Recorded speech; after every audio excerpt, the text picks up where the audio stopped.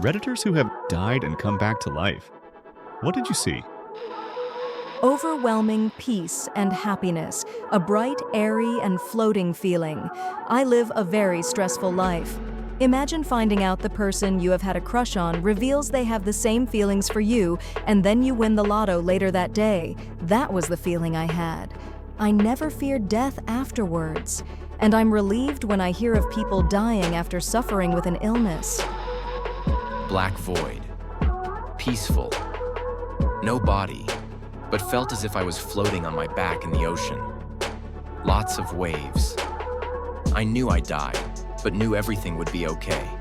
Was there maybe 20 to 30 seconds, but felt like a few minutes. Then I jolted alive. I've never been in an isolation tank, but I think that the experience would be similar. Ever since I haven't been scared of death, but I'm still terrified by the means of it. My sister died and said it was extremely peaceful. She said it was very loud, like a train station with lots of talking, and she was stuck at this area that was like a curtain with lots of beautiful colors. Colors that you don't see in real life, according to her. A man told her he was sorry, but she had to go back as it wasn't her time. What's that one cringe-inducing memory from years ago that you can't get out of your head? High school play. I start improvising. I don't even know why I did it. I just got so into the moment, I forgot there was a script. God, I can't even describe it in complete sentences. I hate me in that moment.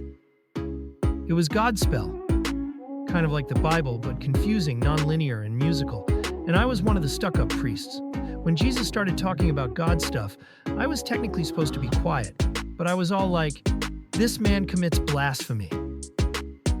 And I pointed to the crowd, I think, like, "You heard it. You all heard it." Then when he started talking more, and I was like, "Oh, look at me, I'm Jesus. I have 12 best friends and I don't wear shoes." Apparently that was the bad part. At the end of a great job interview, shook the guy's wrist instead of his hand, and held on like I meant to do it. Didn't get the job. I was interested in a guy, but didn't know how to start a conversation with him. We were standing next to each other while preparing food for a barbecue, and I just thought it was a good idea to start a conversation with, "I like the feeling of touching raw meat." When I was 16, I got set up with a family friend's daughter. We started dating in a long-distance relationship.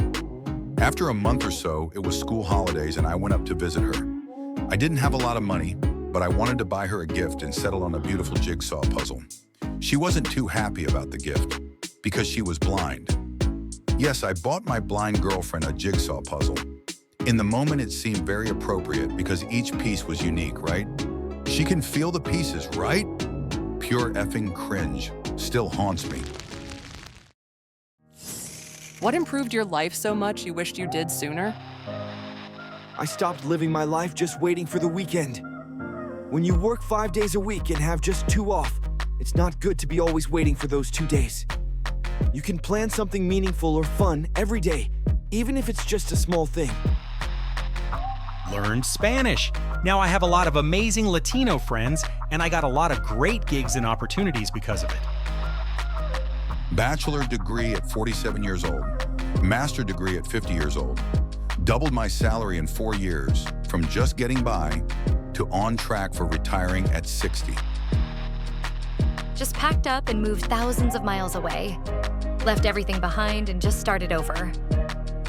Besides some debt, a suitcase, and contacts for only the non-toxic people in my life, it's been an extremely liberating experience.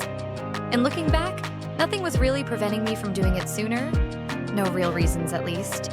I just kept coming up with excuses not to do it until one day I couldn't think of one. People who quit their jobs on the first day, what was your I'm out of here moment? I used to work at a craft store as a cashier, but quit when I moved. Ended up going back a couple years later to make some extra cash, but this time in the framing department. During the interview, they swore up and down I would only ever be a backup cashier because I said I refused to have full cashier shifts. First shift after interview is listed as framing, but I'm put on cash and told that actually most of my shifts would be cash since they'd found someone else for framing. I spent the next 6 hours giving everyone who came to my register 20% off of everything and then never went back. On the first day of working at Amazon warehouse, the managers broke down to everyone how a 15-minute break works there.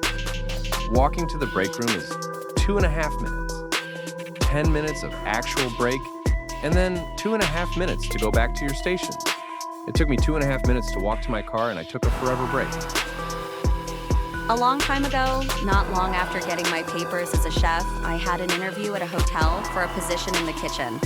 The executive chef and I chatted in his office for about 20 minutes. At the time, I remember him coming off as very arrogant, which is quite common in this field. I didn't think much of it at the time, as the pay was decent and the shift was what I wanted. As I was leaving his office, I turned to leave through the dining room, the way I had come in, which was closed at the time. It was another hour or so before service started, and he says to me, "No, not that way. Go through the kitchen. You're not good enough to go through the dining room." I was so surprised by what he said, I just did what he asked without a word. Later on, after I got home, I phoned him up and said that after having a close look, I decided that his menu wasn't good enough and that I wouldn't be accepting his offer. What's your favorite phrases for telling someone to stop being a jerk? Not mine, but I loved when I first heard it. You put that attitude back in the toilet where you found it. I don't think that's very kind when talking to children. Usually, that plus a disappointed look is enough to straighten them out if they're not entirely aware of their jerkishness. A firmer, "Are you doing X?" in a shocked and appalled voice, when they're doing something they know they're not supposed to do, is good at getting the same effect. For adults, I just say, "Please don't talk to me like that." It's harder to teach adults basic manners. I was with a few people in a small group, including a very wealthy businessman. One of the guys on the group made a pretty crude comment about a woman that walked by. The businessman put his hand on the guy's shoulder and said calmly, "We'll be best friends if you never say that again." It was so polite, but also so powerful. You want to try that again?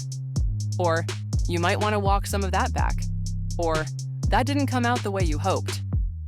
All three give people a window to take another swing without abandoning whatever has them so riled up. I give people a lot of credit when they do, actually reiterate their point without being a jerk.